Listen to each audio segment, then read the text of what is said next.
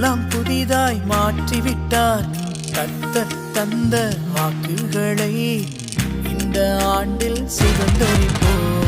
புதிய ஆண்டு தந்து விட்டார், எல்லாம் புதிதாய் மாற்றிவிட்டார். கர்த்தர் தந்த வாக்குகளை இந்த ஆண்டில் சுதந்தரிப்போம். எதிராய் வந்த சத்துருக்கள் இனியும் நம்மை தொடர்வதில்லை. எதிராய் வந்த சத்துருக்கள் இனியும் நம்மை தொடர்வதில்லை. இம்மட்டும் நம்மை நடத்தினவர் என்றும் சோர்ந்து போவதில்லை. ரட்சிக்க